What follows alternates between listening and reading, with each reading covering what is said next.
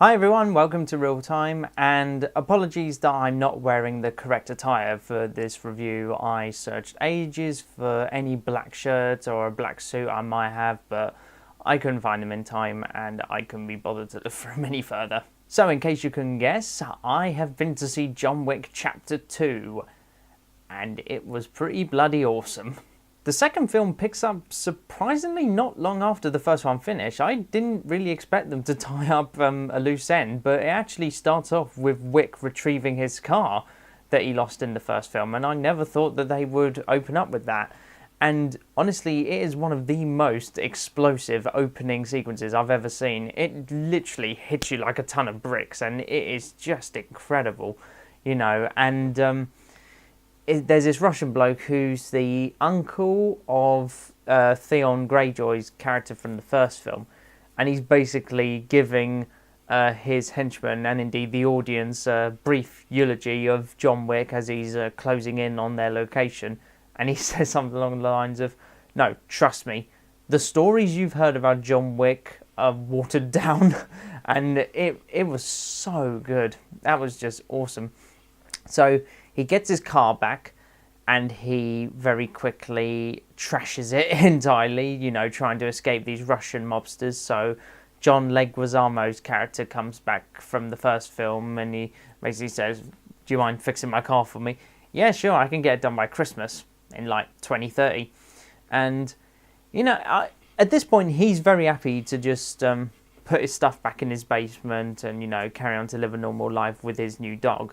But the fact that he retired from this assassin profession and then came back, there's repercussions for it. And this Italian bloke whose name escapes me greatly, he basically turns up at the house and says, "You owe us a debt, go and kill my sister for me because she's got a seat on the Assassin's Council and I want her seat from him." So basically it's about Wick kind of going up against this this organization. Actually, the plot summary is on their website. Legendary hitman John Wick is forced back out of retirement by a former associate plotting to seize control of a shadowy international assassins guild. That's all you need to know. Oh, sorry. And another thing you need to know is this film is bloody awesome. It is so good. It basically takes everything that made the first film great, and it just went with it in such a big way. My eyes were glued to the screen throughout the entire film. The action is so good, and Keanu Reeves, I love you, man. The amount of training he went through in firearms training, stunt driving, and hand-to-hand combat is so... oh my god. It just comes through in the film so well. And John Wick's headshot count, and indeed his body count in general for this film, I couldn't even keep track. It was just incredible.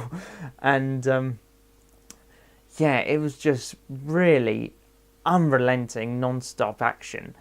And to be fair, there is a plot behind this. I mean, granted, it's fairly simple, but no massive plot holes or anything. The story holds up well. The characters are still very good. John Wick, I think he's such an enigmatic character. Like, he's very sort of quiet and unassuming, and you don't really know much about him. Like, you don't know what he likes, what his hobbies are, apart from killing people.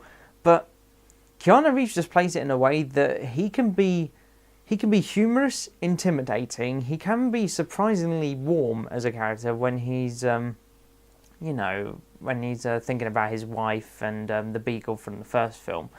And it just manages to pull all those elements of the character together so well. And Wick is just such a great protagonist. And the humorous bits in this film are genuinely hysterical. Like, there's a bit after the opening sort of battle where Wick has completely wrecked his car, and it's a dawn as he's pulling into his driveway, and you just get this sequence of him very slowly driving up the driveway because that's all he could do with the car, and you just get these horrible whirring noises from the engine, just sort of, and it's just Just for a film that has such a high body count and such a high amount of violence, you wouldn't expect it to have so much humour in it, and it was just superb. Keanu Reeves is just amazing as John Wick. He was made for this role, and he totally makes it his own. I'm trying to think of who else was in it. Lawrence Fishburne, he's in it. He's very good. He plays a character I haven't seen him play many times before, so that was good to see. Ian McShane, he's as good as always, you know, as the head of the Assassin's Guild. The concierge from the hotel from the first film is back in it, and he's just as amazing as ever. You know, someone just say, "How good to see you again, Mr. Wick." I just love all the undertones of this organisation, that it's perfectly commonplace for these people to be mass, assassins with hundreds and hundreds of body counts to their name, and he's just so casual and welcoming, you know, he's very warm. Probably my favourite new character from this film is a character played by Ruby Rose, who I literally don't even think they address her by name in this film.